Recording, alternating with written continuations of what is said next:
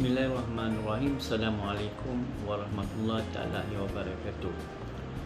Sektor pendidikan antara yang terjejas berikutan daripada Perintah Kawalan Pergerakan PKP akibat daripada pandemik COVID-19.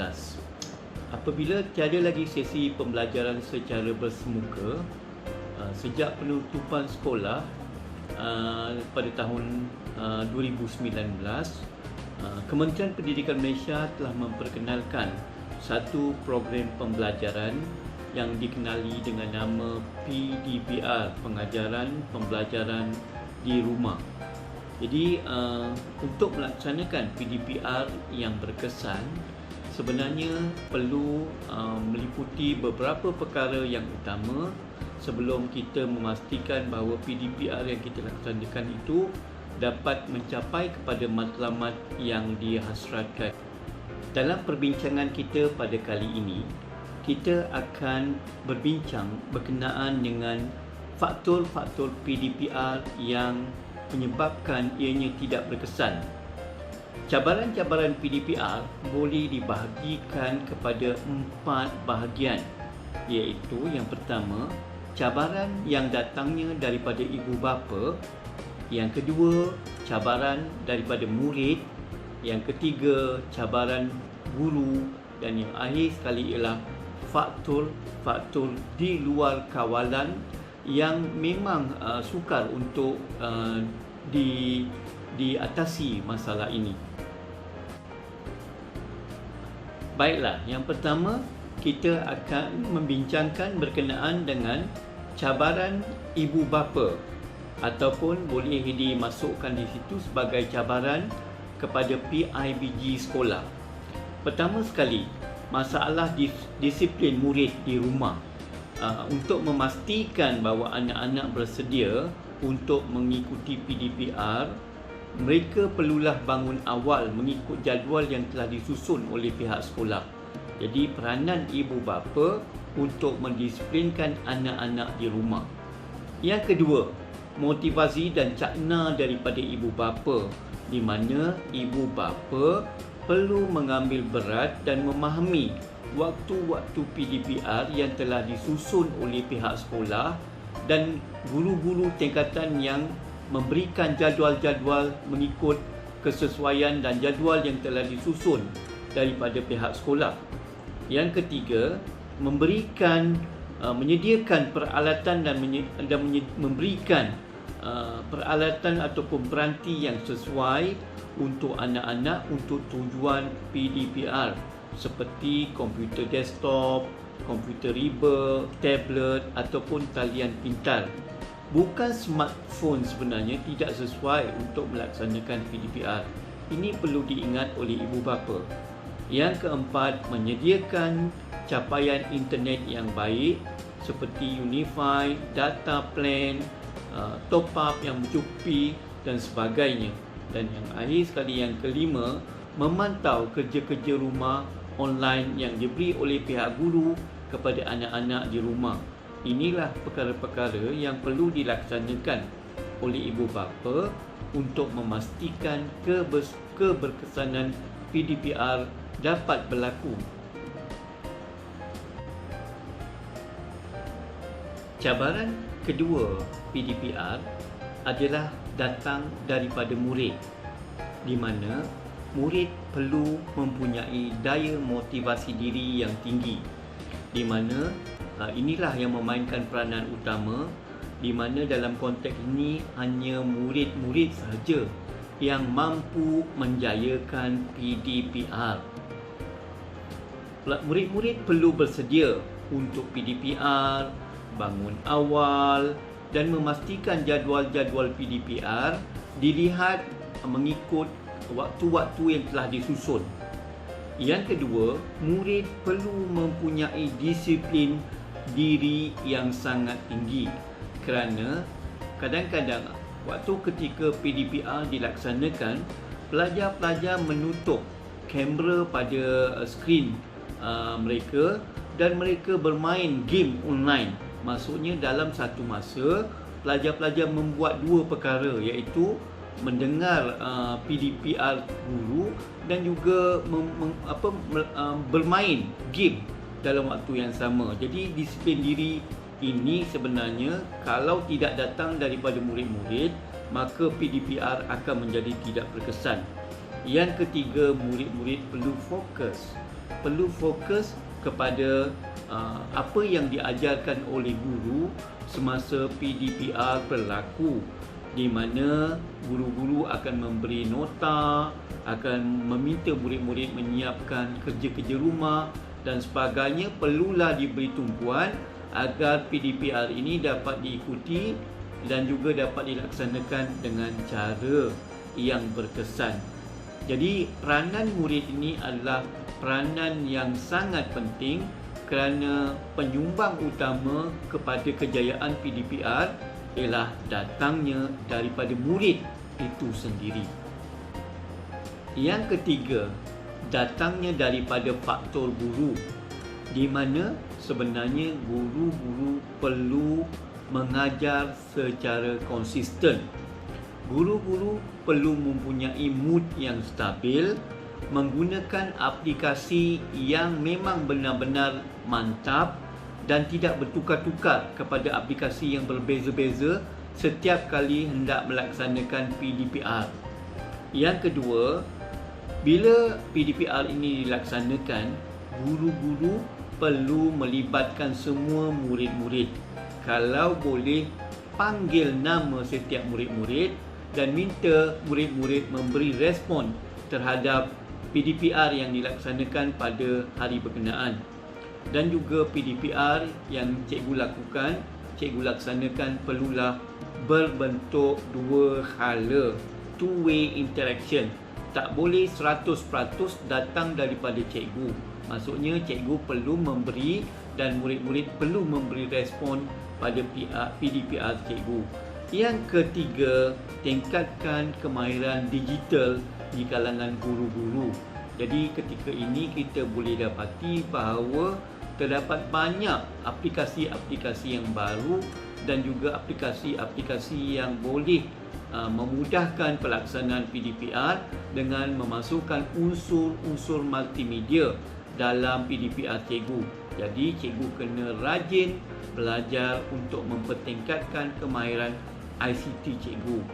Dan yang akhir sekali, cikgu perlu kreatif dalam menghasilkan bahan-bahan untuk PDPR. Guru-guru perlu kreatif dan inovatif dalam menghasilkan bahan-bahan PDPR. Kreatif ialah sesuatu bentuk proses pemikiran yang mendorong untuk mengeneralisasikan idea-idea baru.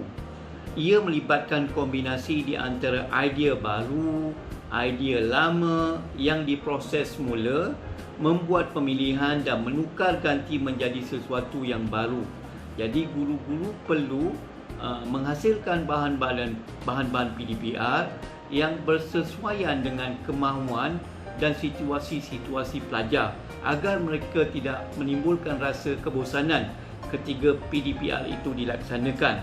Sementara itu, inovasi pula merupakan satu idea, amalan ataupun objek yang dianggap baharu, yang lebih baik, di mana inovasi dihasilkan oleh guru yang kreatif yang dapat membentuk trend baharu dan menggunakan peluang maksimum walaupun dalam ekosistem yang banyak persaingan. Jadi kreatif dan inovatif perlu ada dalam setiap penghasilan bahan-bahan PDPR yang dihasilkan oleh guru-guru. Dan yang akhir sekali ialah faktor-faktor di luar kawalan. Faktor-faktor di luar kawalan ialah faktor-faktor yang datang daripada variabel-variabel luar yang mengganggu PDPR, yang tidak boleh dikawal oleh PIBG, yang tidak boleh dikawal oleh guru dan tidak boleh dikawal oleh murid. Apakah faktor-faktor kawalan yang menentukan keberkesanan PDPR? Iaitu yang pertama, capaian internet, ya, di mana lokasi dan kemudahan jalur lebar yang terdapat untuk guru dan murid ini berdasarkan kepada lokasi-lokasi di mana PDPR itu dilaksanakan dan berlaku. Yang kedua, ekosistem keluarga. Contohnya, kita dapati bahawa kita ada kelompok keluarga yang datang daripada P40, M20, T20 dan sebagainya. Sebenarnya, faktor ini sebenarnya memainkan peranan penting dalam menentukan keberkesanan PDPR itu sendiri. Contohnya, kalau kelompok-kelompok yang datang daripada T20 dan M40 mungkin tidak ada masalah untuk bayaran akses internet, keperluan untuk mencari nafkah dan sebagainya. Ini berbeza dengan kelompok-kelompok yang berada pada keluarga B40 yang mana mereka lebih menumpukan kepada bagaimana untuk survive dalam kehidupan daripada melaksanakan PDPR, ya. Tapi ini hanyalah sebilangan kecil saja, ya. Dan yang ketiga, faktor geographical, tempat tinggal murid itu. Kita lihat bahawa faktor geographical ini sebenarnya banyak bergantung kepada lokasi yang menyebabkan akses kepada internet berada dalam keadaan baik ataupun sebagainya. Yang keempat, tindakan kepada murid yang tidak hadir PDPR. Sebenarnya belum ada satu draft ataupun tidak ada satu garis panduan bagaimana murid-murid yang tidak hadir pada sesi PDPR akan mendapat apa-apa hukuman dan juga mendapat apa-apa penalti daripada pihak guru dan juga sekolah. Jadi satu mekanisme murid yang melaksanakan PDPR ini perlu dirangka agar murid-murid rasa bersalah jika mereka tidak hadir PDPR. Dan yang kelima, sebenarnya PDPR ini bergantung juga pada tahap IQ murid-murid, di mana kita lihat ada murid-murid yang mempunyai tahap pemikiran yang bagus, ada yang mempunyai tahap pemikiran yang lemah dan ada yang mempunyai taraf pemikiran yang sederhana. Jadi kesemua tahap-tahap ini perlu diambil kira juga kerana tahap-tahap ini memainkan peranan dalam menentukan penglibatan murid dan keberkesanan PDPR itu sendiri. Dan yang akhir sekali, yang keenam, iaitu masa PDPR. PDPR yang dilaksanakan 1 jam cukup panjang untuk murid-murid untuk duduk di depan komputer untuk fokus. Kerana dari segi psikologinya, bahawa murid-murid ini tidak murid-murid generasi Z ini tidak mempunyai tahap fokus yang terlalu lama bila berhadapan dalam sesi PDPR di depan komputer. Jadi inilah antara perkara-perkara, faktor-faktor luar kawalan yang perlu difikirkan supaya PDPR ini benar-benar dapat berkesan pada masa-masa akan datang.